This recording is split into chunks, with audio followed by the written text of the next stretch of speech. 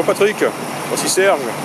Je suis revenu voir un petit peu à votre demande cette Victoria de 1956. Je sais que vous vouliez l'entendre tourner, donc voilà.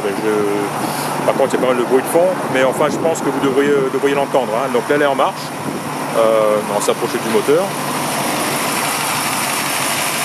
Donc voilà, elle était froide. Je l'ai démarré il y a 3 minutes environ. Et voilà, ça tourne bien, c'est régulier. Le moteur ne vibre pas. Voilà, donc tout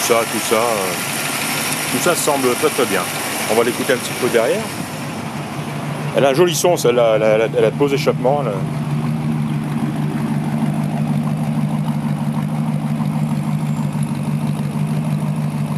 Voilà, simplement au ralenti, mais quand on accélère, ça devient vachement sympa. On voit un petit peu de condensation, la sortie des pots, des échappements. Voilà, belle voiture. Alors, je leur ai dit que vous étiez preneur, à condition que les essuie-glaces soient réparés. Et donc, ils l'ont très bien compris et accepté. Et donc, ce sera fait. Ils vont accéder aux essuie-glaces. Je pense que ce sera par l'intérieur de l'habitacle. Je sais pas trop comment, parce qu'il est bien caché le moteur là. Ouais. À moins que cette plaque s'ouvre, se démonte, si bien possible, je sais pas. Ou alors ça sera à l'intérieur, bref. C'est sur leur liste, et encore une fois, bon, ils sont très très très occupés. Je crois qu'il y a 3 voitures devant celle-ci sur la liste des travaux à faire. Mais donc dans tous les cas, ce sera fait. Voilà, l'autoradio, là par contre ils ne feront rien parce qu'il n'y a rien à faire. Je pense que l'autoradio est neuf et il a dû bugger ou alors il a été mal installé, je sais pas. Mais bon, eux ne sont pas en mesure de faire quoi que ce soit. Et en plus, bon, c'est vrai, c'est un autoradio moderne, donc qui ne présente pas un gros intérêt sur une voiture comme ça. Maintenant, voilà, si vous voulez vraiment, si c'est très important, j'irai en acheter un autre, et puis remplacer celui-ci. C'est un Pioneer, voilà. C'est tout, mais eux ne le feront pas, quoi. Voilà cette Ford Victoria.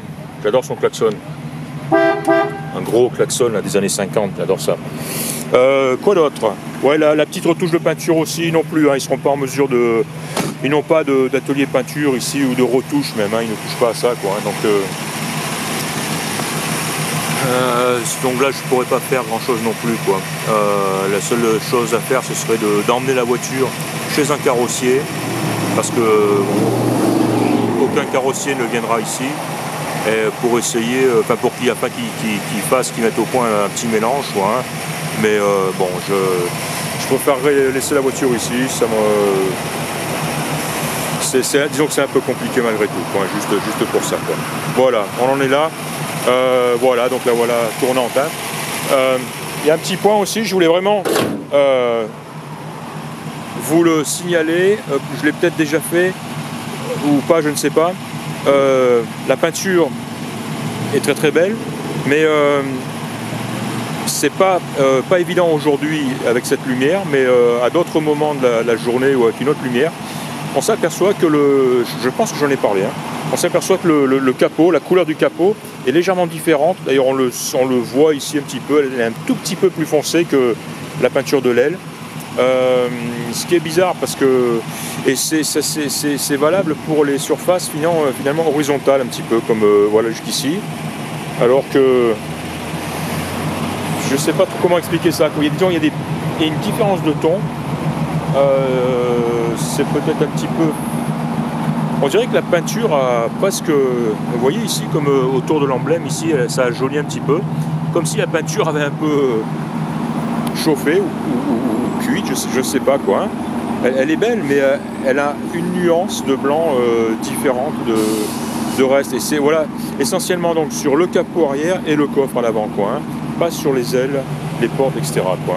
Et je parle pas du verre du tout, le verre est somptueux, fabuleux, le toit aussi. Donc c'est juste le capot et les deux capots finalement, où on voit cette nuance de blanc. Voilà.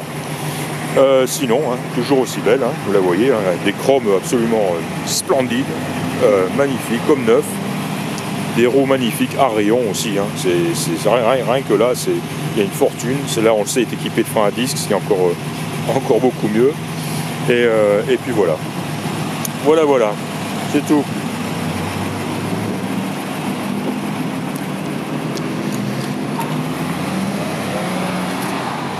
On est bien dedans, on est bien assis.